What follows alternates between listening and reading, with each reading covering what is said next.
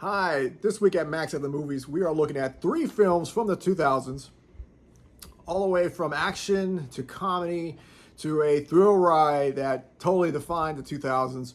And I think they're all great films, all enjoyable. And we'll dive right in with the first one, and that is Armageddon, starring Bruce Willis, Ben Affleck, and Liv Tyler. So, Armageddon, the premise of the movie is simple. There's a killer asteroid on its way to Earth that will, once it impacts, it's a planet-killing asteroid. So NASA, in their wisdom, hires Bruce Willis and his team to fly in a space shuttle, land in the asteroid, drill into the surface, implant a bomb, and get out of there. So the plan is, once the bomb is set, it will explode and the asteroid will fall to small pieces and burn up in the atmosphere, thus saving the day.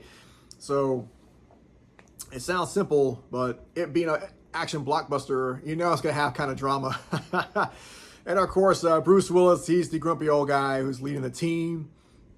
Ben Affleck's the hot shot who's dating Bruce Willis's daughter, played by Liv Tyler. Naturally, you know, Bruce and Ben don't get along, you know, because it's shenanigans. Bruce don't think Ben Affleck is good enough for Liv Tyler. It's this stereotypical, you know, father doesn't approve of the daughter's boyfriend deal. But you know, it does add some great drama to it. It does make it entertaining.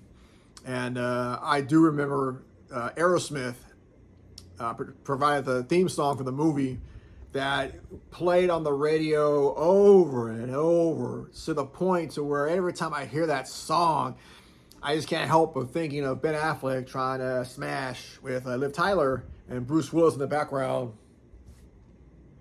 kind of deal. So now it does star Steve Buscemi is also one of the crew members here, and he's all Buscemi'd out, bug eyes and everything. This movie is definitely a slice from the 2000s. It looks great. It has the predictable story ending, where, you know, the crew can't just go there, drill, set the bomb, and leave. You know, they got to have that, oh no, the plan's not working. Somebody has to stay behind to make sure the bomb goes off. So, you know, it's not going to be Liv Tyler. So, of course, you know, Bruce Willis would be the man who's going to go in there and have to stay behind and make sure the bomb goes off. It's a shame, because I think we all would have preferred to have seen that Bruce Willis and Ben Affleck and the whole team succeeded, and they went back to Earth, and it had the big wedding, and Bruce Willis gives away Liv Tyler, and then he looks at Ben Affleck and gives him the seal of approval. But it's not that kind of movie. Armageddon is literally a popcorn film. It doesn't have any dense layers other than exactly what you expect from like a Michael Bay movie. All style, a little substance.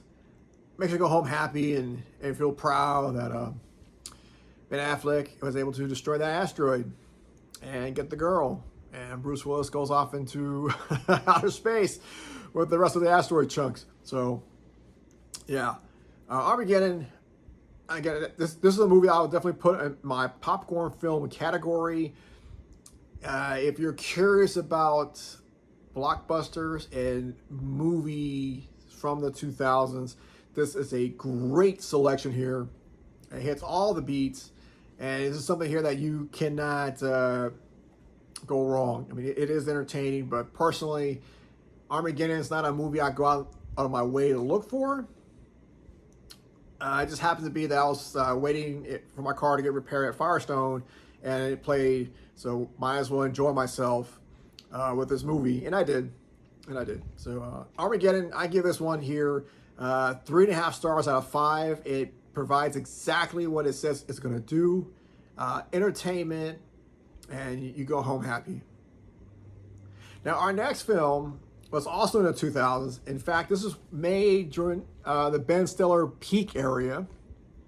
And of course, I'm talking about Dodgeball. And it also stars Vince Vaughn and Christine Taylor and a wonderful character actor, Stephen Root. As soon as I knew he was in the cast, I knew we were in for a treat.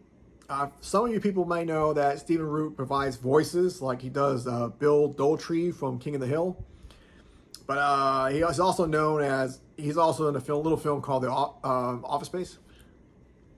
Yeah, just looking for his stapler. But the one thing I give about Stephen Root, I'll say real quick before we dive in, is that he has incredible range. So either he's the lovable loser, or if you've seen him in No Country for Old Men, he can be very cold, calculating, and threatening. But in this film now, he's the lovable loser. Now, let's jump back into Dodgeball. So Dodgeball is about Vince Vaughn. He owns Average Joe's gym. He's pretty much playing the lazy slacker, and his gym is in trouble because he doesn't have a lot of memberships. His gym is really run down. He doesn't collect the dues as much as he can, and he's in debt to the bank for about $50,000. So naturally, the bank is looking to take over his business and sell it off. And Ben Stiller plays his rival, who is interested in buying the gym. And Ben Stiller, he runs a global gym. It's very fancy, very upscale, very niche. He's targeting people who already look fantastic. And one thing I gotta give Ben Affleck credit for in his movies, it does have layers. So in this one here, it's not just simply he's gonna show up and take over the lease and buy him out. No. Vince Vaughn is going to default. The bank's gonna take possession, and Ben Stiller is doing his diligence. So the bank sends out an auditor, that's played by Christine Taylor, the love interest, and she's out there doing her diligence because, quick side story, I know from working in corporate America that, yeah, if you buy a business, you want to do your research because you don't just buy a business, you just don't buy the assets. The liabilities come with it. So if you buy a business and they owe the government back taxes, now you owe the government back taxes because you now own the business. So I like that little touch. That it's not just quick and clean. There is some layers of realism. Yet the movie also is tongue in cheek. It is aware of what it is trying to do, what it's trying to be. In fact, when Vince Vaughn is starting to get ready to throw in the towel and accept loss, Stephen Root has the idea of, hey, there's a dodgeball tournament, and the grand prize is exactly $50,000. So, it's kind of a bit of an eye roll that, that this tournament, it just happens to have the prize money he needs to save his gym. So, and what I also love about this movie, besides it being so quotable, is that Ben Stiller's character, he joins a tournament not because he's a dodgeball enthusiast or he's trying to prove a point. He's trying to join a tournament to prevent Vince Vaughn from winning. That's all that matters. He doesn't really care if he wins the championship or not. His team, the global team, the Purple Cobras, they're there only to make sure that Vince Vaughn loses. So, I mean, how petty can you get? I mean, he already has all his wealth and resources. It was a long shot, but then he wants to make sure he doesn't lose, so he gets involved. Dodgeball is a lot of fun. Hank Azaria and Rip Torn play Patches O'Houlihan. And this movie is a delight. I mean, it's a good pick-me-up. If you're having a rough day, definitely this is one you want to put on to make you laugh. Nobody can forget the 5 Ds of Dodgeball.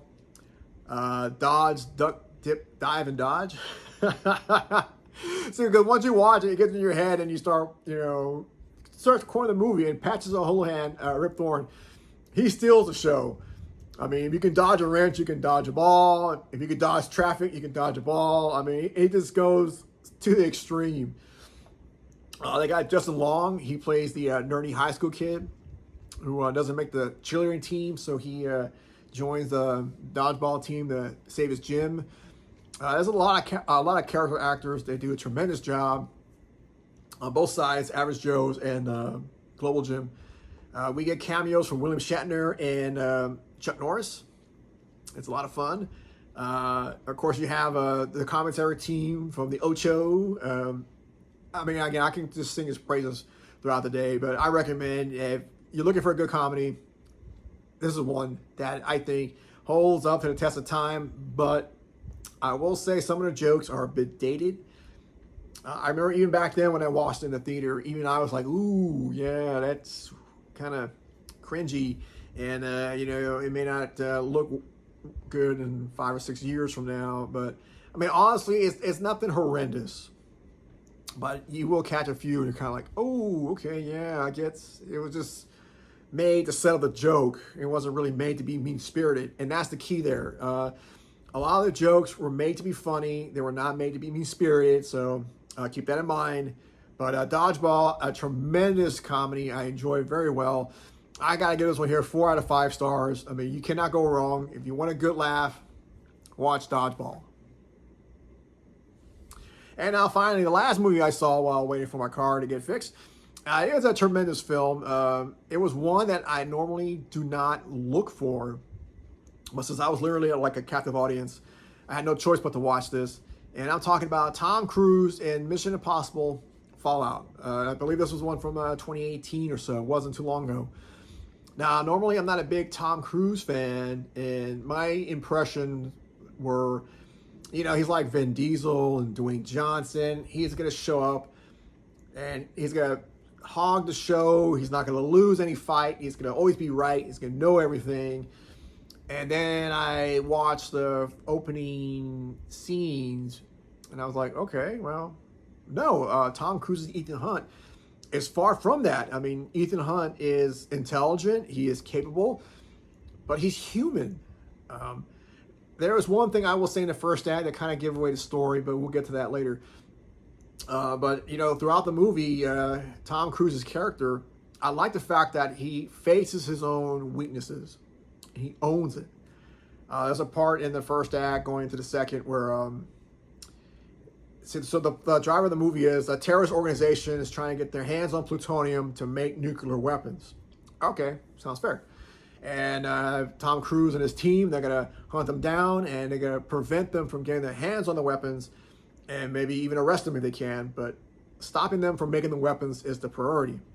Now, there's a scene where they have a chance. It's too early in the film, so I wasn't too sure if he was going to succeed and maybe have another story or not. And I'm glad it led that way. But there's a scene where Tom Cruise and his team had a chance to get their hands on the plutonium, but one of his crew members, teammate, was in danger. So he chose to save his own team member and let the terrorists go with the plutonium. And it does bother him. Because he has a debriefing with Alec Baldwin, and he is worried that he made the wrong choice. And he wanted to confess to Alec Baldwin, hey, I had a chance to stop this, but I didn't. I decided to save my own crew member. And Alec Baldwin reminds him, hey, the reason why I picked you, because you have that kind of moral strength to do what's right. Even though now millions of people are at risk, but it was a hard decision, and he did the best that he could.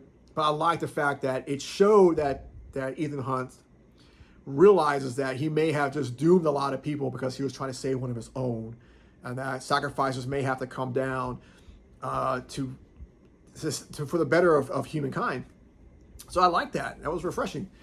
And yeah, so in the first act, we also meet Henry Cavill. Now, I think this is the movie that he was filming when he got called back to do reshoots for, I think, Justice League. Because he had the mustache. So, yeah, so, I mean, it was quite funny because every time I see Henry Cavill, I keep thinking, you should have been Superman. You should have been out there saving the day. Now we got a CGI Superman with a funny looking lip. But honestly, I mean, he was great in this film. But I knew off the bat, as soon as they introduced Henry Cavill, I knew he was going to be the bad guy because Mission Impossible, like other movies, like Fast and Furious, once you have like a set crew, anytime somebody new comes in, you know they're not going to be part of the crew. Like when Dwayne Johnson showed up, you knew he was not going to be part of Vin Diesel's crew. You know he's going to be a baddie and he's going to cause them problems. I mean, I know later on, because he's Dwayne Johnson, he made himself part of the crew, but either way, you knew he was not going to be. Same with Henry Cavill. I knew he was not going to be part of Tom Cruise's team. I knew sooner or later he was going to turn. And spoilers, that's exactly what happened. But besides that, it made sense. So it did make sense. Because, I mean, if you're going to have a character like Tom Cruise, he needs a viable threat.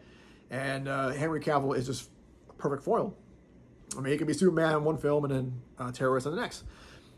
So it was a good one-up. And Rebecca Ferguson also comes back, and she's fantastic in this film.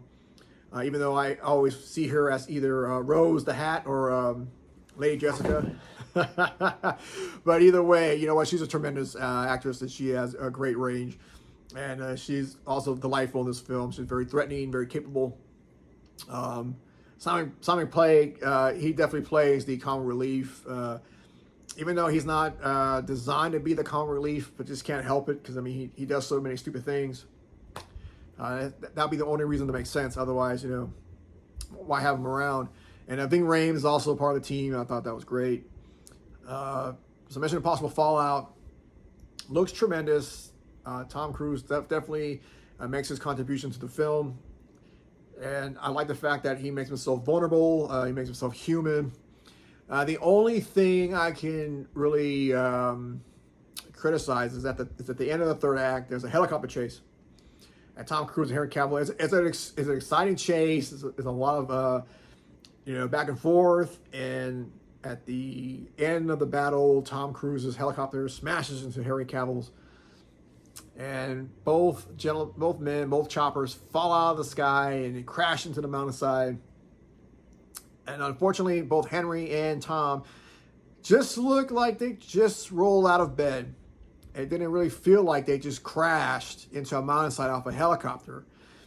I mean, I can understand the suspension of disbelief, but having lived long enough and you hear all these horrendous helicopter crashes, and I hate to bring up anything in particular, but there are some recent examples of helicopter crashes. There's one in particular, a famous athlete, I'll put it at that, and did not end well. So that's one thing I kind of feel like takes away. If you want to ground it, then ground it. But you can't have helicopters smash into each other and then everybody just walks away. It does take away from the threat. It does take away from the realism. It pulls you out of the story a little bit. I mean, that's kind of behavior I would expect, like in a Marvel movie where nobody ever gets hurt. But in a Mission Impossible, I expected a little more grounded. But, if that's the worst thing I can come up with, then it speaks for itself about the movie. So Mission Impossible Fallout, yes, I will say, now that I saw this and I enjoyed it, I probably will take a look back at the rest of Tom Cruise's Mission Impossible catalog and check out some more films. So that being said, I got to give this a fair rating. Mission Impossible Fallout, this one definitely earned its 4.5 stars out of 5. Is it perfect? No. My biggest gripe was the helicopter scene in the Fallout. There's other little things in there that, again, that predictability of Henry Cavill being bad. Saw that coming. But again, I totally understand. As a writer, I understand that certain stories have to follow certain beats. Otherwise, if it becomes too cerebral, then you'll lose people. And we'll talk about a great example when I cover movies from the 90s. And one in particular, The X-Files, Fight the Future, is an example where if you got to sit down and think about it too much, you will lose people. So, but again, we'll save that discussion for later. So that's what I saw this week here when I was waiting for my vehicle, which did get repaired after 3 long movies. So let's do a little recap. So the first movie we saw was Armageddon. Great popcorn film. I totally love it.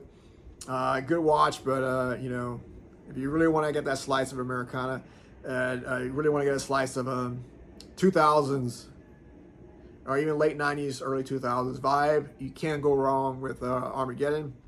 And it's a Kill Song soundtrack. Again, take a look at it. Aerosmith. Don't want to close my eyes. I mean, it will be earworm.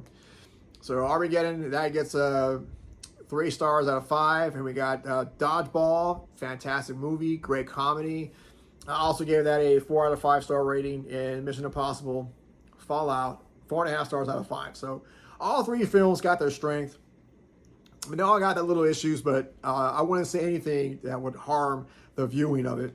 So if you get a chance, if you catch those movies on your favorite streaming app, or you see it out there at a bookstore or or anywhere you will find hard media, I mean, you can't go wrong. But if all those three, Dodgeball, Mission Impossible for sure, for sure. So that's it for this week here. I appreciate you stopping by. I'm Max Varro. As always, just don't take my word for it. Check it out for yourself.